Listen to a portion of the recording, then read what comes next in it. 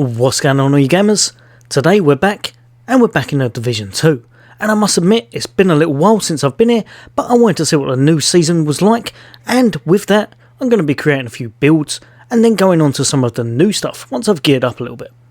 So today is going to be my pestilence build, so if you enjoy pestilence, and you want a really nice build, then stay tuned. That's coming up next.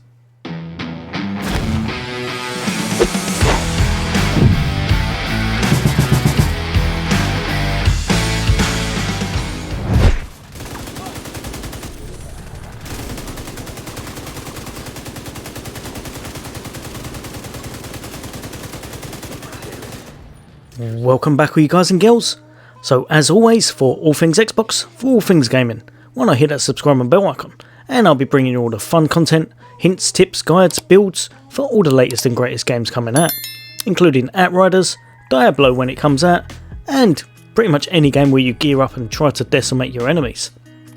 But for today, you're here to find out what this build holds and if it's to your liking. So what I'll do is I'll just quickly show you the rundown of it in a trusty gun range, and you can kind of decide for yourself.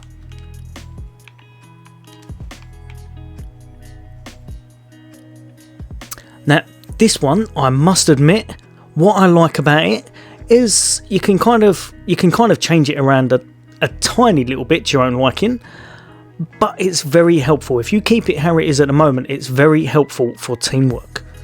And the reason for that is right here. I'll show you.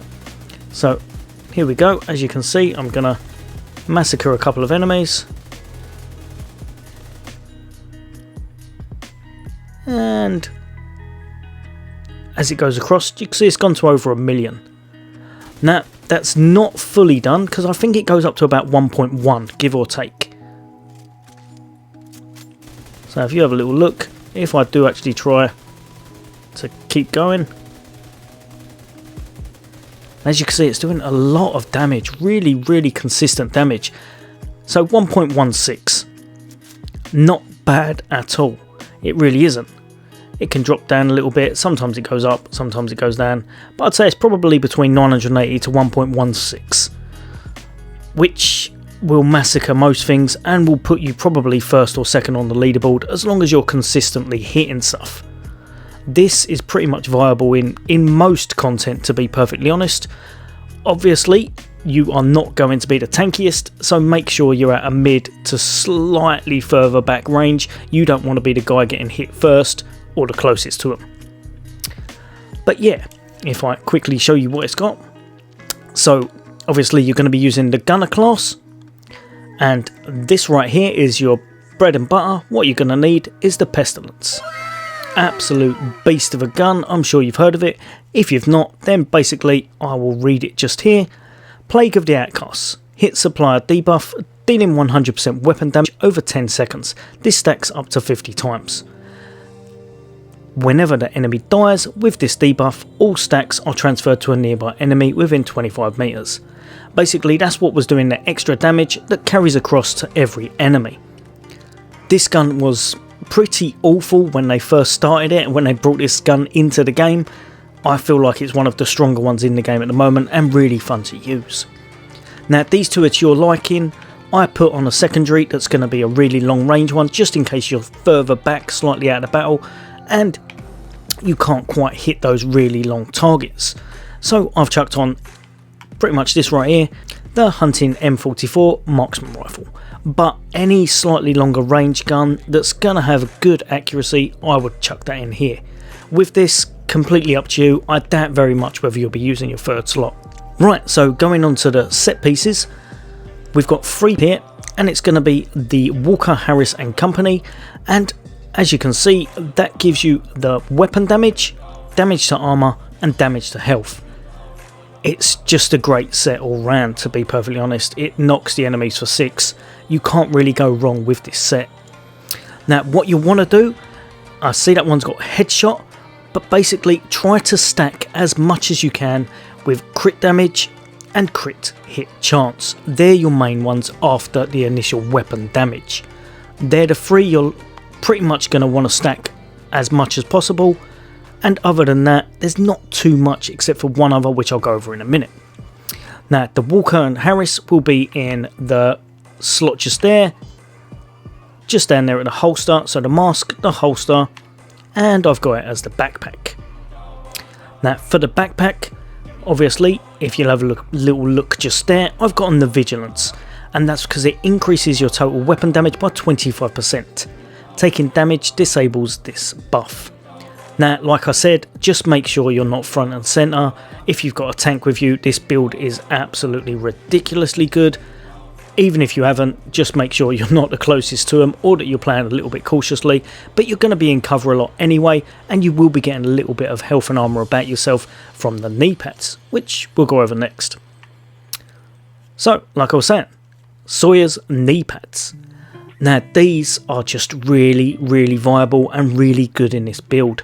Make sure you're in cover, make sure you're kind of ducking behind it, make sure you're popping your head out, taking those shots whenever you can, and sustaining the fire to get the overall damage, and once they die it will kind of move straight across to the others and you'll be getting some ridiculous damage results and killing the enemies really fast. Now as you can see, the stats on this are armour, so 170,000 armour, explosive resistance and health.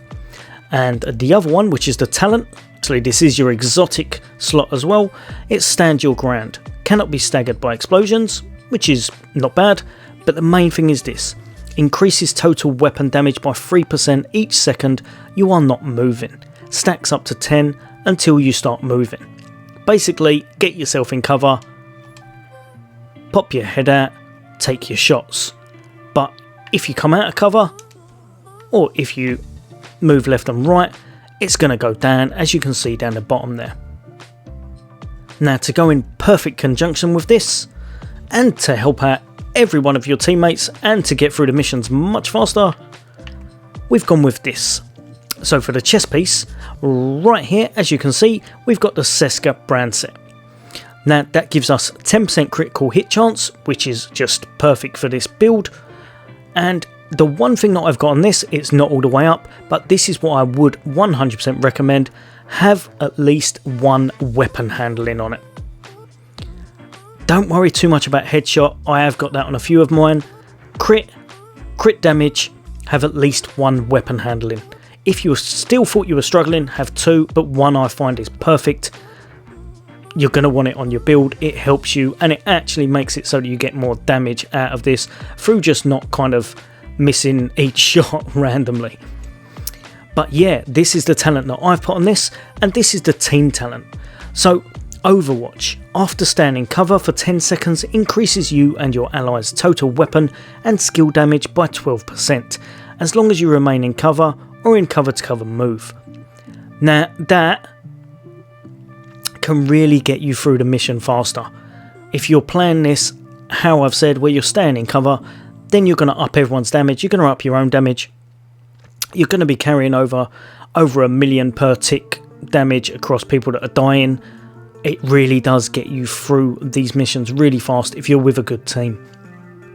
Now last and by no means least, the creme de la creme of the LMG builds is this right here, the Petrov Defense Group Contractor's Glove.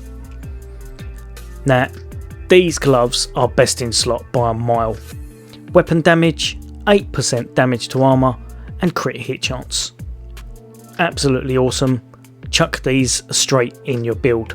They're a named glove, they're probably the best for LMG builds. Chuck them straight in. And finally, for the skills, and you can muck around with these whatever you want, I put on a drone because I find it kind of holds a little bit of aggro, and I chuck on Stinger Hive because I chuck it out just in front of myself, and then if someone walks into it, does a little bit of damage, tends to hold them up a little bit as well. It's not quite as much of a nuisance as the trap, because sometimes you can actually get your teammates in this if you're not kind of paying as much attention as you should be, and plus the skill tier on this is a bit low, so I found this one worked a bit better. If you didn't want that, I would probably recommend the turret. But yeah, all in all, this does the job. It absolutely massacres people, it helps you get through the missions fast, and it's a really fun build. If, however, you were not the team player that you wanted to be and you wanted to chuck out a bit more damage, then what you would do is just over here.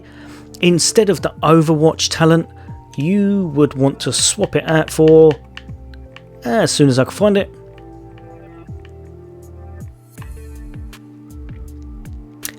this one right here, Obliterate. Critical hits increase total weapon damage by 1% for 5 seconds, stacks up to 25 times.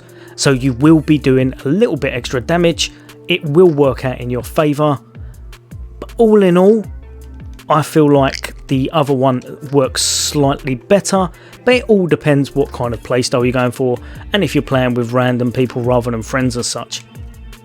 So let's see how much we do with this.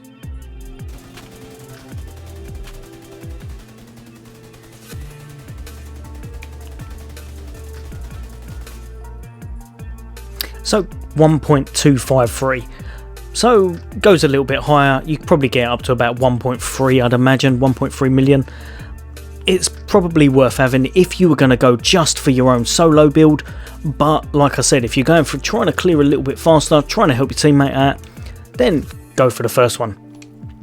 Right guys and girls, as always, I hope you've enjoyed that, and like I said, for more gaming content, for more Division builds coming up soon, and of course all the other latest and greatest in Xbox games, then hit that subscribe and bell icon.